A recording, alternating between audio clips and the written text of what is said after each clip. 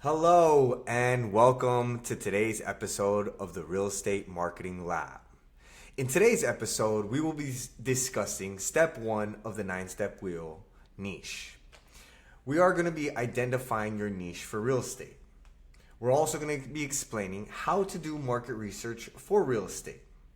So now that we understand that the whole focus of everything we do is digital, so digital marketing for real estate, we need to see where the best sources of traffic are. There's many platforms and many sources of traffic. You have Facebook, Instagram, YouTube. You have Google search, Google display, TikTok, and so on and so forth. So why you need to go niche?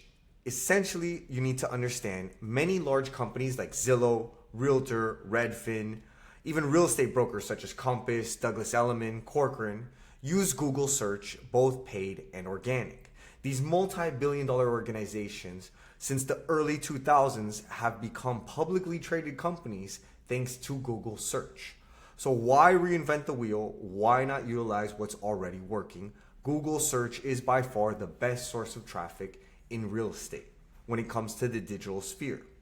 In today's competitive market, the first 4 positions in Google are sponsored ads, especially when it has a high buyer intent keyword. The conclusion is Google search provides the best compared to social media display networks such as Facebook and YouTube. Another major factor, Google search versus offline tactics. In the offline world, when you send postcards to specific addresses, you need to select very specific addresses in very specific neighborhoods. You're going after specific zip codes. So in the case of online, you're narrowing down based off of geographic areas. This helps you control the specific price point of the leads searching online in your market today. Once you're dominating a niche market, you can expand into other areas. Okay, so what is niche for real estate? Basically, niche for real estate, now that we understand we're going after Google search traffic and we understand that we're paying for the traffic sponsored versus organic, which is a whole nother video in itself, we want to go after the highest quality keywords.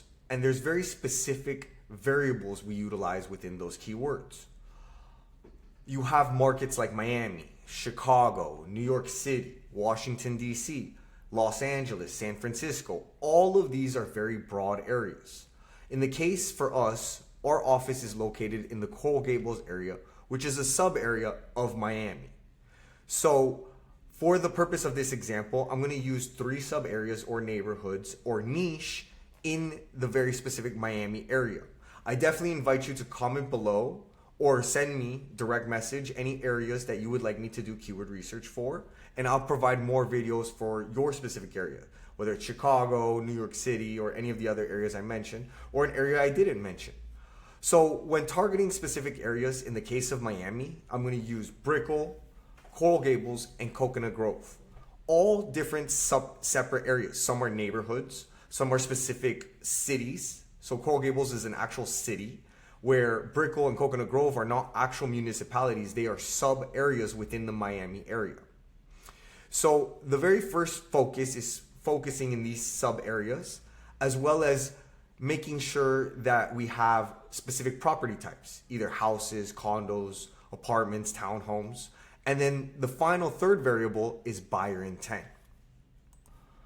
All right, so now why identifying your niche in real estate matters. So we understand that when you select a specific area, you're able to control the price point. We understand that in these specific neighborhoods, the bare bones minimum price point is X amount. For Brickell, the minimum price point is about $500,000 for a condo. In Coral Gables, I believe the minimum price point for a home is $750,000. So automatically, by correlation, you will not generate very many leads below that price point just by correlation of what is available in the market. Another important thing is to include negative keywords such as rental or lease, short term, things like that, so that you don't go after irrelevant traffic. Examples would be Coral Gables houses for sale versus Miami houses or Coral Gables real estate. What we found over time is that buyers searching specific neighborhoods are much further along their buyer life cycle. Somebody searching Coral Gables homes for sale is more likely familiar with the area as opposed to somebody searching broader terms or keywords earlier in their buyer life cycle that are more educational. Where should I live in the Miami area? What are the safest neighborhoods in Miami? Where are the best condos in Miami? Those are people still earlier in their buyer life cycle. Somebody searching a very specific term like this, Coral Gables houses for sale or Brickell condos for sale, is much more familiar. They either have family, friends, or have been to the area and are much more sure and ready as to where they want to live or buy.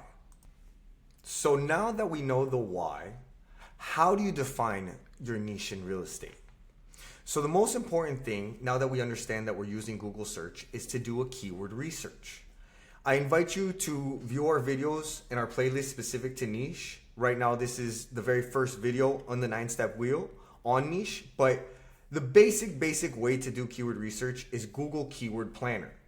And there's 3 major variables you want to look at when doing keyword research.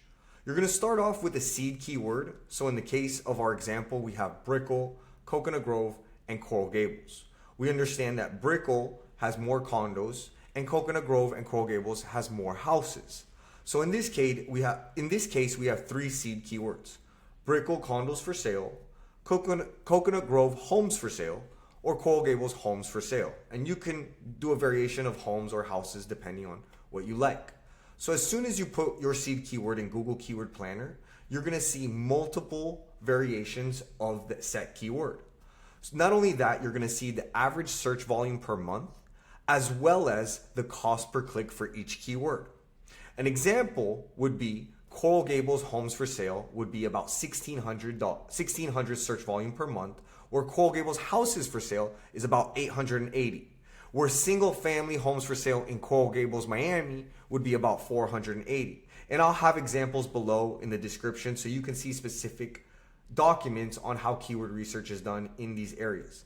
And again, I invite you to comment, and I can do these exact same keywords in your specific, these keyword researches in your specific areas.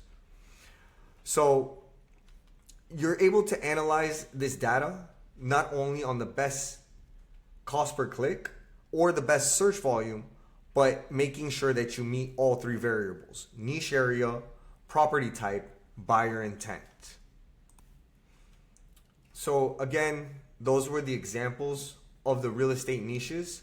I will have links below so you can see for yourself what a keyword research would look like for the Brickell, for the Coral Gables, and for the Coconut Grove areas. And I will make sure to highlight all the best keywords as well as the search volume and cost per click. Common mistakes that we see a lot in keyword research when it comes to generating the best and highest quality traffic, like we mentioned, it's sponsored ads. You're paying for the click versus SEO. Again, a whole nother playlist, a whole nother set of videos. In SEO, or organic as it's called, you're not paying for the click. Even in today's market, if you're number 1, you're actually number 5. So the common mistake when doing the keyword research is a lot of agents or clients want to go after the highest search volume, where in the case of search volume, you don't want the highest search volume, especially if the keyword is not correlated. So Coral Gables real estate is not as high quality as Coral Gables houses for sale. Brickell, Miami could be people searching for the area, searching for geographic location, searching for directions. So when it comes to cost per click or specific keywords, you want to go after the highest quality, not necessarily the highest search volume. And what we've noticed over time is for specific areas or Zillow-like areas with what we call the 50-50, the map on the left and the listings on the right, you want to go more after a cost per click of about $1 to $3 depending on the competitiveness of your area. So definitely go to the niche playlist where we'll have live examples of how to do a keyword research, and we'll show you the keyword research steps. But these are normally the common mistakes that we see when doing a keyword research. One last thing I want to mention is if you have any questions, feel free to come to our website, tremgroup.com, the real estate marketing group, where you can speak with one of our experts. You can see some more of our videos as well. And If you would like a keyword research done for you today, I invite you to speak with someone on our team where we can provide you a keyword research as well. And thank you for watching today's video of the Real Estate Marketing Lab.